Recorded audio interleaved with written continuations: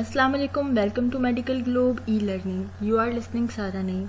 Today I will discuss the guideline of NSAIDs, acetaminophen and drugs used in rheumatoid arthritis and gout.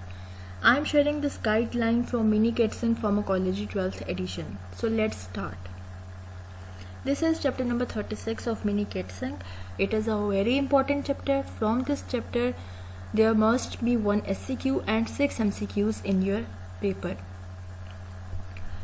First page पे आपको सबसे पहले drugs का एक chart नज़र आ रहा है. क्लासिफिकेशन ड्रग्स की, जैसे मैं हमेशा कहती हूँ, बहुत ज़्यादा इंपॉर्टेंट होती है, तो आपने इस क्लासिफिकेशन को स्किप नहीं करना. इस क्लासिफिकेशन में से आपके रिपीटेड यूक्यूज आए हुए हैं. कभी वो एनसेड्स की क्लासिफिकेशन पूछ लेते हैं और कभी वो ड्रग्स यूज्ड इन गाउट की क्लासिफिकेशन पूछ लेते हैं.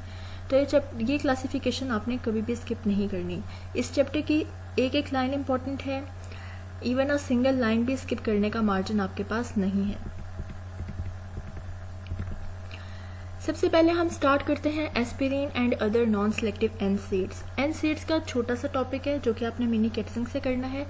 बहुत छोटा सा टॉपिक है, तो इसकी आपने एक भी लाइन स्किप नहीं करनी. एनसेड्स में से मोस्ट चांसेस होते हैं कि एनसेड्स में से आपसे क्वेश्चन पूछा जाता है. तो एनसेड की सबसे पहले क्लासिफिकेशन एंड प्रोटोटाइप है. इसकी क्लासिफिकेशन आपने बहुत अच्छे से करनी है. ये भी इस पूरे टॉपिक में से ना बहुत यूक्यू आए हुए हैं. अगर आप 5 पेपर्स की बुक उठा के देखें तो आपको रिपीटेड यूक्यूज जो हैं वो एनसेड्स में से मिलेंगे.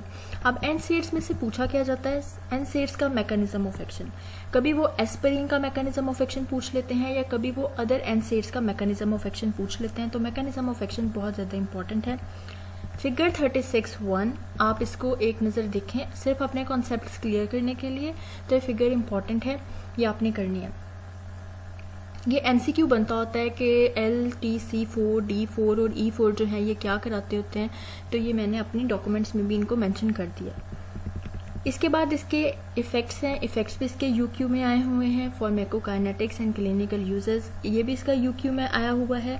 अच्छा, अब यहाँ पे ये जो 3 लाइंस हैं ये बहुत ज़्यादा इंपॉर्टेंट हैं क्योंकि इसमें उन्होंने डोज के अकॉर्डिंग एस्पिरिन का एक्शन पूछा है, जो कि इसी तरह आपसे यूक्यू में पूछा जाता है कि अकॉर्डिंग टू डोज आपने एस्पिरिन के एक्शंस बताने हैं. इसके बाद ये अदर एनसेड्स हैं, इनकी टॉक्सिसिटी है. एस्पिरिन की toxicity very very very important और ये रिपीटेड SCQ में आपसे पूछी जाती है. इसके बाद नॉन सेलेक्टिव एनसेड्स और जो सिलेक्टिव COX-2 इनहिबिटर्स होते हैं इनके भी नाम आपसे अक्सर यूक्यूज में पूछे जाते हैं. तो इन शॉर्ट एनसेड्स का पूरा टॉपिक बहुत ज़्यादा इंपॉर्टेंट है. इवन अ सिंगल लाइन भी आपने स्किप नहीं करनी. देन एसिटामाइनोफेन. एसिटामाइनोफेन भी एज अ होल इंपॉर्टेंट है. इसकी क्लासिफिकेशन, इसका मैकेनिज्म ऑफ एक्शन, इसके effects, pharmacokinetics and clinical uses और टॉक्सिसिटी. टॉक्सिसिटी इसकी रिपीटेड यूक्यूज में पूछी जाती है. क्वेश्चन यहाँ ऐसा पूछा जाता है कि N-एसिटाइलसिस्टीन हम एसिटामाइनोफेन की ओवरडोज में क्यों देते हैं. ये क्वेश्चन भी मैंने अपने डॉक्यूमेंट में मेंशन कर दिया.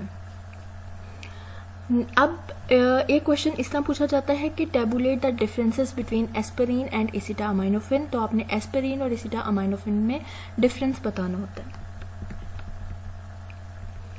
नेक्स्ट है हमारे पास disease modifying anti rheumatic drugs. ये भी सिर्फ एक छोटू सा टॉपिक है, लेकिन इसमें से भी अक्सर क्वेश्चंस आपको देखने में मिलते हैं. क्वेश्चन किस तरह से पूछा जाता है? क्वेश्चन पूछा जाता है कि enumerate drugs used as disease modifying anti rheumatic drugs. तो आपने ड्रग्स को क्लासीफाई करना होता है. आपने ड्रग्स के सिर्फ नाम करने होते हैं, जिसके लिए ये टेबल में आपको ड्रग्स के नाम नजर आ रहे हैं. आपने इन ड्रग्स के नाम याद करने होते हैं. एक दफ़ा क्वेश्चन इस तरह से एग्ज़ाम में पूछा गया था कि ड्रग्स को एनलिस्ट करना था और साथ उन ड्रग्स के एडवर्स इफेक्ट लिखने थे. 4 ड्रग्स को एनलिस्ट करना था और उनके एडवर्स इफेक्ट्स लिखने थे. तो इस तरह के क्वेश्चंस को हैंडल करने के लिए मैं आपको ये कहूँगी कि इनमें से कोई भी एटलीस्ट 6 ड्रग्स के आप एडवर्स इफेक्ट्स जो हैं, एक या दो एडवर्स इफेक्ट्स आप इनके याद कर सकते हैं. मैकेनिज्म ऑफ एक्शन इनके नहीं आते होते, इसलिए ये मैकेनिज्म ऑफ एक्शन आप जस्ट ये वाला जो लिखा हुआ है इसको रीड आप कर सकते हैं. लेकिन जो क्वेश्चन है वो यही आता होता है इनुमरेट करना, या उनके कभी कभार एडवर्स इफेक्ट्स पूछ ले जाते हैं. तो आपने टेबल बहुत अच्छे से करना है. नेक्स्ट हमारे पास आ जाता है ड्रग्स यूज्ड इन गाउट. ये भी बहुत ज़्यादा इंपॉर्टेंट है. गाउट में से भी बहुत ज़्यादा क्वेश्चंस आपको देखने में मिलेंगे. इसकी भी छोटा सा टॉपिक है, आपने ये स्किप नहीं करना. सबसे पहले इसकी क्लासिफिकेशन एंड प्रोटोटाइप है, तो ये आपने यहाँ से इसको रीड करना है. ये जो मैंने लाइंस अंडरलाइन की हैं, ये क्वेश्चन पूछा जाता है कि एक्यूट गाउट के ट्रीटमेंट में हम कौन सी ड्रग्स देते हैं और क्रॉनिक गाउट के ट्रीटमेंट में हम कौन सी ड्रग्स देते हैं। तो एक्यूट अटैक्स में हम ये 3 ड्रग्स देते हैं, कॉलकेसीन, एनसेड्स और ग्लूकोकॉर्टिकॉइड्स। जबकि जो क्रॉनिक होता है उसके अंदर हम ऐसे ड्रग्स देते हैं जैसे प्रोबेनिसिड वगैरह या एलोप्यूरिनोल वगैरह। ठीक है, अब जो हमारा यहाँ कॉलकेसीन, मैंने इसको अंडरलाइन इसलिए किया है क्योंकि इस ड्रग का अलग से मैकेनिज्म ऑफ एक्शन पूछा जाता है। ये आपको यूक्यू में बहुत बार देखने को मिलेगा कि mechanism of action of colchicine and its adverse effects. इसके जो एडवर्स इफेक्ट्स होते हैं ये यहाँ पे इतने अच्छे नहीं लिखे। इसके एडवर्स इफेक्ट्स आपने लिपिन-कॉर्ट से करने हैं। मैं रिपीट करती हूँ, सिर्फ आपने कॉलकेसीन के एडवर्स इफेक्ट्स लिपिन-कॉर्ट से करने हैं, बाकी आपका पूरा चैप्टर जो है वो यहाँ से कवर हो जाएगा। नेक्स्ट हमारे पास यूरिकोस्यूरिक एजेंट्स हैं। इसका भी mechanism of action, effects and adverse effects, हर चीज़ बहुत ज़्यादा इंपॉर्टेंट है।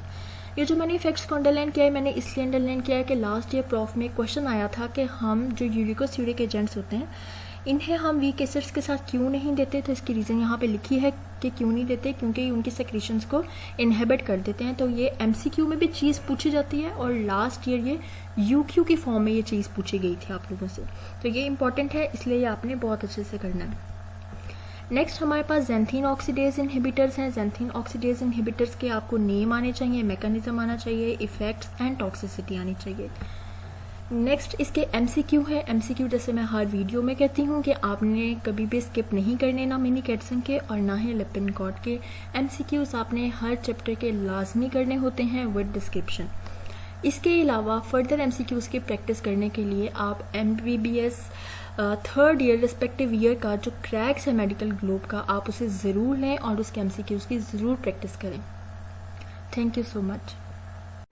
मेडिकल ग्लोब पब्लिकेशंस आपकी खिदमत में पेश करता है प्रोफेशनल एग्जाम से रिलेटेड आपके तमाम मसाइल का हल। जी हाँ, MBBS क्रैक्स, इसमें मौजूद है हर चैप्टर के इंपॉर्टेंट टॉपिक्स की मार्किंग। इसके अलावा यूनिवर्सिटी के तमाम पास्ट क्वेश्चन जो कि सॉल्व करके दिए गए हैं। इसके अलावा हर चैप्टर के इंपॉर्टेंट पर्ल्स, साथ ही साथ इसमें शामिल है फोरेंसिक की समरी। इसके अलावा बिग रॉबिन्स की इंपॉर्टेंट तस्वीरें ऐड की गई हैं। इसके अलावा हर सब्जेक्ट की इंपॉर्टेंट ऑस्पी की पिक्चर्स ऐड की गई हैं। साथ ही साथ मेडिकल ग्लोब आपकी खिदमत में पेश करता है MCQs क्रैक्स। इसमें मौजूद है आपके MCQs की परेशानियों का हल।